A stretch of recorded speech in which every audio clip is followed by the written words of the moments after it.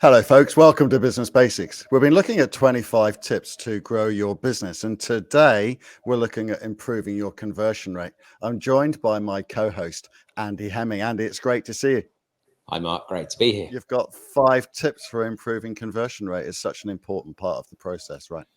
Absolutely. Well, without a conversion, we have no business, do we? So let's get straight into that. For me, the first thing is we need to tell our buyers what to actually do. So give them a very clear call to action.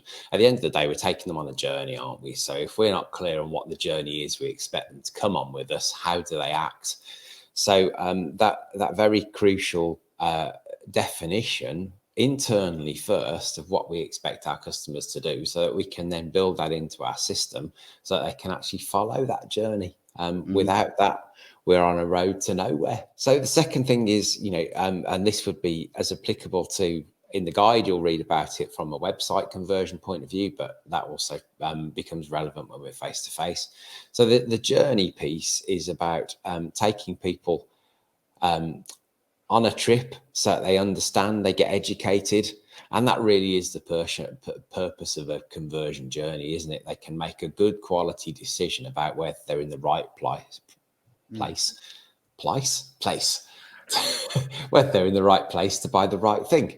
In other words, get the solution that they're really looking for. And we can only do that by teaching them the right questions to ask. So actually, in terms of the from a website perspective, it's about allowing them to navigate through your site to gain the right level of information. When we're face to face, equally important to be putting the right information in front of them at the right point in time to build their knowledge as we go through the process. Personalizing our marketing efforts is number 3. Obviously, we're talking to our target market. We have to give a relevant offer to our target. So it's not just about calling them by their name. It's very much about understanding the niches that we're selling to, so that we can actually give them a solution which is fit for purpose, and building our process around that so they realize that it's what they actually need and we solve their problem. The fourth one, creating urgency and scarcity. I'm sure we've all had instances in our business where we've sat down, either let's say on a face-to-face basis, and gone through a brilliant sales meeting, and somebody said, yeah, I really like the idea, let me think about it, or I really like the idea, let's talk again in 3 to 6 months time, and they kick it into the long grass. So actually, and then we all know what happens. It disappears into the long grass forever and ever. So I think the thing is, we have to build elements into our process which start to apply, let's call it a positive pressure on people to actually make a decision and take some action.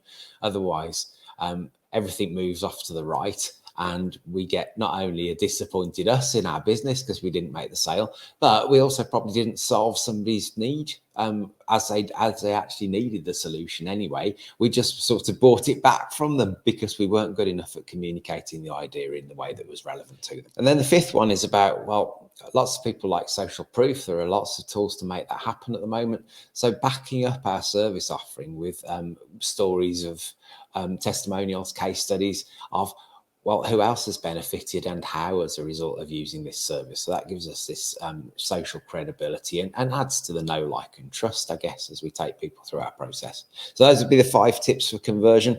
Many more available, but that's a good 5 for starters. Thanks for those 5 tips. They're absolutely brilliant. Folks, if you'd like to find out more of Andy's tips and 25 ways to grow your business, then follow the link in this post to download our guide. We can't wait to hear from you. Until then, bye for now.